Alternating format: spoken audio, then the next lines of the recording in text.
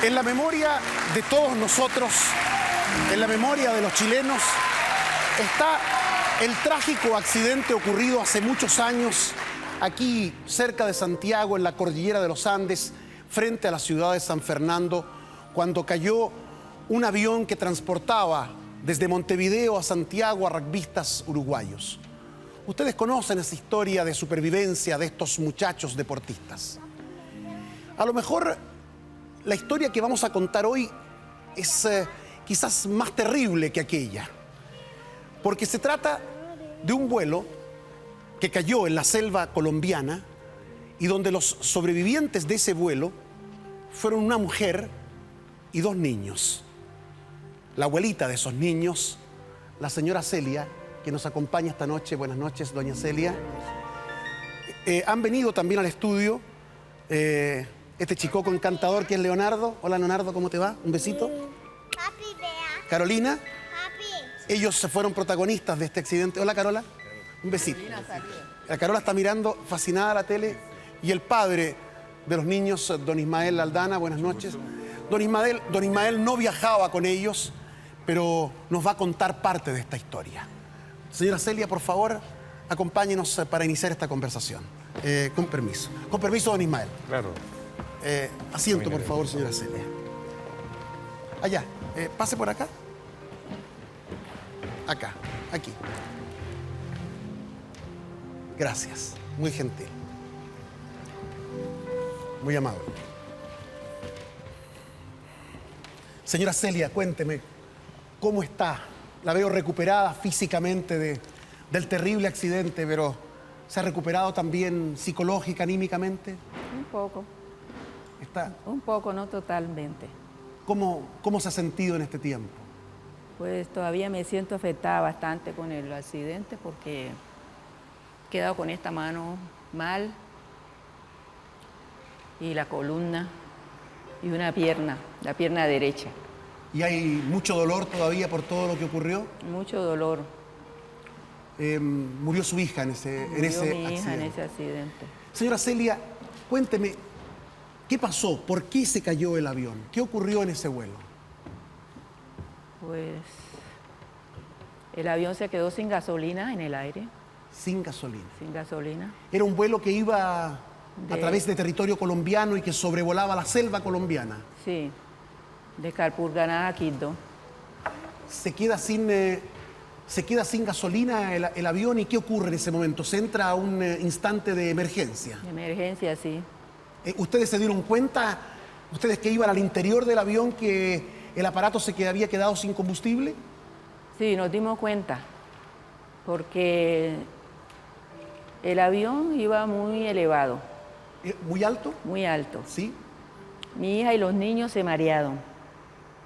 Y al rato, al ver de que no llegábamos, porque ya habíamos volado demasiado, yo le pregunté a la muchacha que murió qué hora éramos, porque no llevábamos reloj. Y nos dijo que era la 1 de la tarde. Entonces mi hija, que falleció, le dijo al piloto que qué pasaba, porque ya llevábamos 2 horas de vuelo. Y el vuelo era de 1 hora y media. O sea, hubo un vuelo más largo de lo previsto. ¿Se perdió el avión? Sí, iba perdido. Y por eso se quedó sin gasolina. El piloto sí. era don Carlos Restrepo, suegro de un gran deportista chileno, Padre. de Gerd Weil, y padre de la chica Restrepo, de la gran atleta. Atleta, sí. Él había perdido el control del avión, entonces no sabía para dónde iba. Parece. Y fue muy terrible, se produjo un momento de tensión, de nerviosismo, de descontrol arriba del avión, señora Celia. Sí, porque cuando mi hija le preguntó que por qué no habíamos llegado, que ya se había pasado la hora, entonces él empezó a llamar a la torre. A la torre de control. A la torre. Y yo oía que mentaba a unos sitios raros que no eran para Quibdó. Entonces yo le dije a mi hija, parece que vamos perdidos. Y entonces yo al rato al momento le pregunté si él sabía dónde íbamos, porque no se veía ni montaña ni río. Y en ese trayecto se ve el río Atrato. que es un río que desemboca al mar. Y no se veía río ni se veía montaña. ¿Cómo se produce el accidente, señora Celia? Él empezó a descender cuando yo le hice la pregunta. Y cuando se empezó a ver esa montaña, ¿Y funcionaban los motores todavía o iba ya? funcionando, pero entonces empezó a moverse mucho. Entonces mi hija le preguntó que qué pasaba, porque el avión se movía mucho. Entonces él contestó que nos estábamos quedando sin gasolina. ¿Y buscó algún lugar para tratar de aterrizar, por ejemplo, a la orilla de un río? No había río, no había río. No había nada, era Nada, todo era selva. selva, Una árboles. selva fea, Y, muy montañosa. ¿y cómo se produce la caída del avión?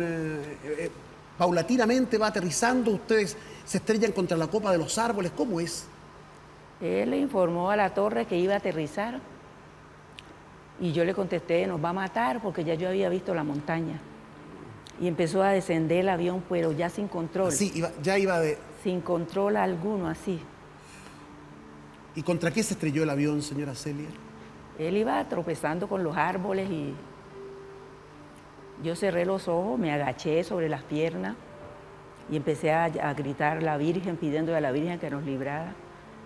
Y se fue contra tierra así de punta, quedó con la cola parada hacia arriba. ¿Usted perdió el conocimiento? No, no lo perdí. ¿Qué pasó en ese momento, señora Celia? Pues yo quedé allí un rato fría, asustada, pero de pronto sentí que estaba viva y abrí los ojos y vi el forro del avión y le di gracias a Dios en ese momento y a la Virgen que siempre quedé viva. Quedé pisada con toda la carga del avión porque como se paró la cola, toda la carga se me vino encima. Por eso le duele tanto la columna. Por eso quedé con la columna muy afectada. ¿Y pudo salir del avión usted en ese momento? ¿Hizo un esfuerzo para moverse, para salir del avión? Sí, yo hice un esfuerzo, pero quedé con esta mano apretada, que mire cómo me quedó la mano, dañada. De aquí no me da más. ¿Cómo encontró en ese momento a su hija y a sus nietos, señora Celia? Pues yo traté de medio alzar la vista, miré así, ahí apretada y vi a la niña primero con la frente bañada en sangre. ¿Estaba consciente? Sí, estaba consciente. Y la mamá también la vi ahí en malas condiciones, doblada allí. ¿Estaba viva todavía su hija? Sí, ella estaba viva. Ella murió al tercer día. 3 días sobrevivió. Sí, ¿Cuántos días tuvieron ustedes en la selva? 6. 6, casi una semana. ¿Y el chicoco, Leonardo, cómo estaba? Leonardo quedó ileso porque a la hora del accidente mi hija le dijo que se tiraba contra el suelo, contra el piso del avión. Entonces el niño se tiró hacia el suelo, pero ella traía a la niña encima, cargada, y como la niña es muy grande, ya está muy grande, yo creo que ella no se pudo agachar bastante. Al chico no le pasó nada. A él no le pasó nada, él quedó ileso. ¿Qué conciencia tenían los niños de lo que había ocurrido, señora Celia? ¿Se dieron cuenta ellos del tremendo accidente del cual habían participado? Sí, ellos se dieron cuenta. ¿Y qué pensaban de la mamá? ¿La mamá estaba inconsciente? No, la mamá quedó consciente. Quedó consciente. Así Solo me dijo que no sentía las piernas, porque se le partió este hueso cervical de la columna. ¿Ellos, los niños, conversaban con la mamá durante ese tiempo, esos 3 días? Sí. Así que Ellos hablaban y la mamá también hablaba, que ella quedó consciente, pero no se podía mover. hubo un momento en que ya ella no pudo resistir más. Sí, el tercer día. Hasta el tercer día ella habló hasta la hora de morir. Así que usted es la que, como decimos en chileno, tuvo que apechugar, tuvo que enfrentar toda esta situación. Toda esa ¿Cómo, situación. ¿Cómo la vivió toda esta...? Ahí fue fatal, le digo. Eso fue fatal. ¿Qué pensaba usted que iba a pasar? ¿Que no los iban a encontrar nunca? ¿Era un ambiente muy difícil en el cual estaban viviendo ustedes? Muy difícil, pero yo tenía fe en Dios y la Virgen que salíamos de allá. ¿Había lluvia? ¿Había animales peligrosos? ¿Cómo era ese sector? Ahí, de la gracias selva? a Dios, no encontramos nada de fiera, ¿oye? Gracias a Dios. ¿Qué comían? Pues yo en el viaje llevaba en el trayecto una papaya y 3 mangos. Y con eso lo sostuvimos hasta el viernes. ¿Con una papaya Y 3 manguitos. y no obtuvieron alimentos ahí en algunas raíces, algo, nada? Nada. Agua tampoco tenían. Bueno, agua sí conseguí en un pocito. Había un pozo. Cayeron unas hojas en el verano ¿Ya? y se amontonaron allí. Y un día llovió y se recogió una agüita y se quedó detenida allí. Y yo de allí le recogí agua a los niños. ¿Los niños estaban muy intranquilos en esos días, señora Celia? Pues no, demasiado. Como son tan pequeños. Don Ismael, ¿cómo se enteró usted del accidente? Después de que embarqué a mi familia en la avioneta, a mí me tocó quedarme en el sitio, en Capurganá, porque estábamos adelantando unos trabajos para el aeropuerto, para la pavimentación del aeropuerto. Y a la 1 fui a llamar, porque ya era más o menos tiempo prudencial que habían de haber llegado. Y no me respondían en la casa, entonces me imaginé que era que mi mujer había tomado la determinación de ir a dejar a los niños en la casa de la mamá, porque ella tenía que llegar a hacer unas diligencias de matrícula en la universidad. Esperé media hora y volví a llamar, y lo mismo. Entonces indagué la segunda vez en la casa de la suegra con la muchacha del servicio y me dijo que estaban mis cuñadas en el aeropuerto esperando. Y no llegaba el avión. Y no llegaba el avión. Entonces ya me intranquilicé, llamé al señor con el que había hecho el convenio del transporte, del vuelo charter, que los recogía para llevarlos de Quibdó, y me informó que el avión se había declarado en emergencia. O sea, ya usted comenzó a Supe presentir que había... supe que estaba en emergencia el avión en ese momento. Y de ahí para adelante usted... De ahí para adelante intenté comunicarme telefónicamente con la torre de control para indagar por qué había pasado. El controlador me informó que el avión había dicho, el piloto había dicho, faltando tal vez unos 8 o 10 minutos para llegar a Quibdó, que la avioneta estaba sin combustible, que tenía a la vista el río y que iba a tratar de acuatizar. Entonces la operación de rescate tomó como punto de referencia el río. ¿Se envió un avión a rescatar? Inicialmente cuando no sabía, la torre, perdón, yo no perdón. sabía, yo estaba en allá. Pero inicialmente cuando la torre, esa fue información, la tuve posteriormente, cuando llegué a Quibdó al día siguiente, yo me vine inmediatamente en una avioneta al día siguiente. Pero esa tarde, cuando la torre recibió el mensaje de emergencia, venían aterrizando a Quibdó un avión que procedía a la costa pacífica de una población nuestra que se llama Nuquí y salía otro avión más grande hacia Medellín. Entonces el de la torre reaccionó y le pidió el favor a estos dos aviones que hicieran un reconocimiento rápido. ¿Y encontraron la avioneta? No, sinistrada? inmediatamente no la consiguieron. Entonces el avión pequeño sobrevoló por el atrato y hacia el sur de Quibdó decían que la habían visto porque vieron pasar esa avioneta. Entonces ese piloto se reportó y otra avioneta que estaba parqueada en el aeropuerto salió inmediatamente también en búsqueda hacia la misma zona. ¿Y ese fue el avión que se cayó? ¿Hubo una avioneta de rescate que se cayó en la búsqueda? Posteriormente, no esa avioneta, posteriormente, esa misma tarde, la Aeronáutica Civil de Colombia envió unas avionetas, unas embarcaciones de Medellín con unos jóvenes que venían a ayudar en el rescate. Y una de esas avionetas fue que el viernes, regresando a algunos de esos jóvenes que estaban colaborando en el rescate, tuvo el accidente saliendo de Quibdó. Perdón, ¿usted no tenía ninguna referencia respecto a sobrevivientes del accidente? Nada, usted no sabía nada. Pero siempre abrigué la esperanza de que estaban vivos. Vamos a ver imágenes del momento en que encuentran a su familia, don Ismael. ¿Qué significó ese instante para usted cuando ya supo que por lo menos había algunos sobrevivientes? Estas imágenes, ¿qué representan para usted? Yo siempre creí que... Ese es mi hermano. Bajando. Esa es Carolita la que va subiendo ahí a la Carolina. ambulancia. Correcto. ¿Qué pensó usted, don Ismael? Algo me iba a contar. No, cuando llegué a Quibdó me apersoné de la búsqueda y recurrimos a una serie de mecanismos, hacernos adivinar la suerte, averiguar. Y por allá como el miércoles, como el sábado, en la tarde, una amiga me dijo que podíamos comunicarnos con una vidente que vivía en Aruba. Entonces llamamos a una vidente que vivía en Aruba. ¿En Aruba o en Aruba? En Aruba, en la isla Aruba. En Aruba. Y entonces ella nos dijo que estaban los niños vivos y que había un mayor vivo. Una mentalista. Una mentalista. Entonces yo le dije que por qué no me... ¿Usted cómo se comunicó con ella, don Ismael? Una amiga me facilitó el teléfono. ¿A través del teléfono habló con ella? A través del teléfono hablamos con ella. Ella se comunicó a través de una niña que también tiene ciertas facultades ahí en Quibdó. decían que veían las imágenes de esos niños, que cómo estaban, que Carolina estaba muy comunicada con su padre mentalmente, que Leonardo estaba más tranquilo. Y luego entonces yo le pedí el favor que por qué no nos inducía un poco para localizar el sitio. Entonces nos dijo que en una población que se llama Beté, hacia el sur de esa población, que queda a la orilla del río Atrato, estaban ubicados. El domingo en la mañana nos reiteró la información y nos dijo un río más puntual, que era un sitio que se llama Baudo Grande. ¿Y coincidió con el lugar? Coincidió con el lugar. Y entonces mis cuñados, los hijos de doña Celia, que estaban allá, los varones, yo los llamé por teléfono a esa población donde estaban, les di este mensaje y estaban ellos organizando una comisión para ir por tierra hasta a buscar en el sitio cuando llegaron unos indígenas.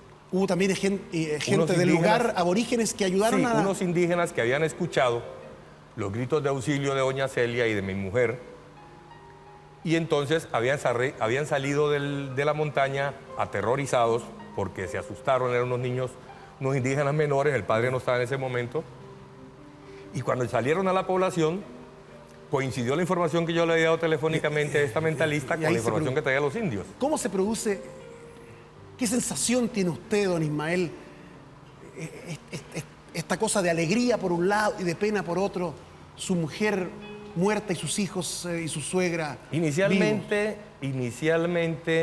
pues yo tenía la esperanza que mi mujer estaba viva. En el primer helicóptero que trajo a los niños, cuando me embarqué en la ambulancia con ellos, le pregunté a Leonardo, ¿y tu mamá? Entonces me dijo, mi mamá está muerta. Entonces, sabía Leonardo ya. Porque él había estado con ellos durante los 3 días que mi mujer murió, porque como decía mi suegra, ella se le dislocó la cervical y además el cinturón de seguridad le produjo una obstrucción urinaria y eso, las toxinas de la orina que no podía eliminar, fueron las que al final la terminaron envenenando y murió el viernes.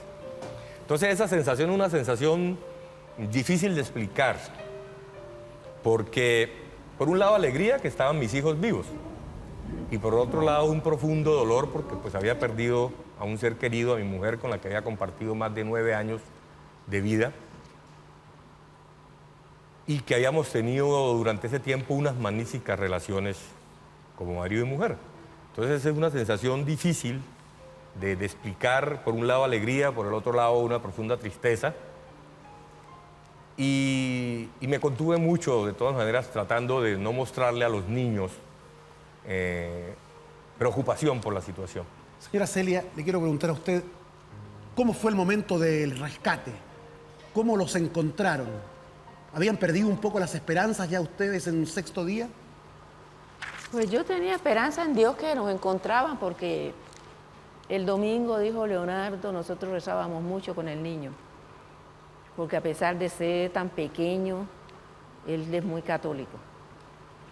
Él cuando me veía triste me decía, abuelita, recemos, y rezábamos. A veces él solo le pedía a la Virgen que nos ayudara a salir de ese sitio. El domingo dijo, ay Virgen Santísima, si no nos ibas a dejar que nos sacaran de acá, ¿por qué no nos dejaste que muriéramos en ese avión? Entonces yo le dije, no, mi hijo, no pierda la fe en Dios, que sí nos van a encontrar. ¿Y ese día los encontraron, el día domingo? El lunes. Al día siguiente. Al día siguiente. ¿Cómo fue ese momento, señora Celia? Pues esa noche hasta llovió, imagínese. Muy fuerte, lluvia tropical, bastante. tremenda. Pero gracias a Dios la lluvia se vino como a las 5 de la tarde. Entonces yo me acorralé con ellos en la raíz de un árbol muy grande y mientras el aguacero hizo como una descampada, ¿Ya? entonces yo les arreglé tendiditos allí en la raíz de ese árbol. En la raíz del árbol se protegieron. Sí, y corté ramas de unas palmeras con esta mano, porque esta mano la tenía mal, Sí. que estaba hinchada.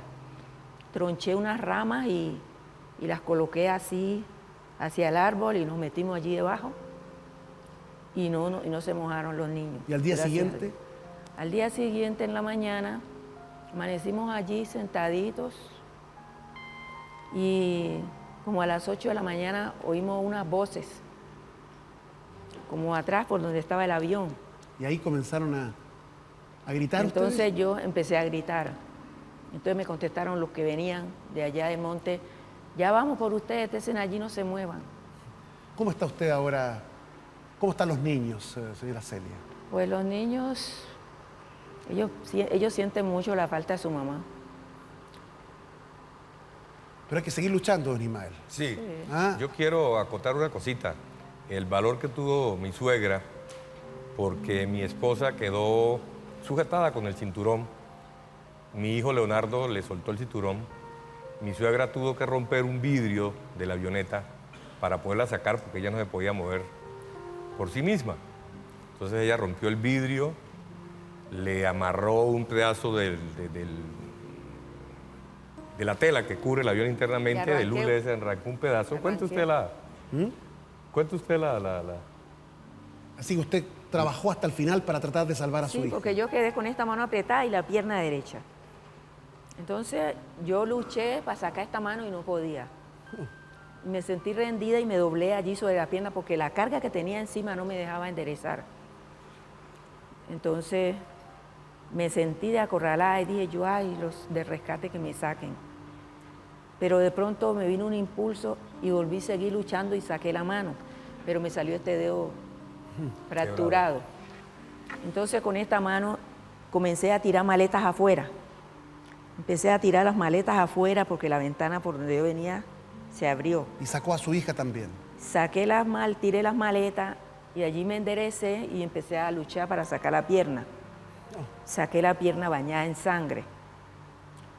Mientras yo estaba luchando, mi hija le decía al niño que le sacara el cinturón porque estaba aprisionada ella. Y Leonardo se lo sacó. Sí. Entonces cuando ya ella me vio que me senté, me dice ella, mamá, baje los niños y me viene a sacar a mí. Entonces yo bajé los niños y me vine a darle golpe a esa ventanilla, pero no rompió. Entonces le dije yo, ¿cómo hacemos, mija, cuando esto no rompe? Entonces me dice ella, en un bolso, ella recogió una piedra en la playa, en el mar. Entonces Ay, con la piedra rompió los vidrios. él se la echó en el bolsito para que la trajera, fue como recuerdo, ¿no? Entonces ella me dice, pídele a Leo la piedra y con esa piedra rompe y me saca. Y yo me vine, di la vuelta y rompí el vidrio y saqué a la niña y le arranqué así un pedazo de tela al avión y se la coloqué de aquí para arriba. Pero no y había, por ahí la pero fue arrastré. imposible todo el esfuerzo. Sí, Un por ahí la auténtico arrastré. milagro el que ustedes protagonizaron en la selva, ¿eh? Don Ismael. Le agradecemos la serenidad que ha tenido para enfrentar este momento, para contarnos su historia. Señora Celia, usted es un ejemplo de coraje, realmente. Es una bella historia la que hemos conocido, un hecho dramático, un hecho que tuvo características trágicas, pero donde también está presente la esperanza, la fe en Dios para seguir viviendo.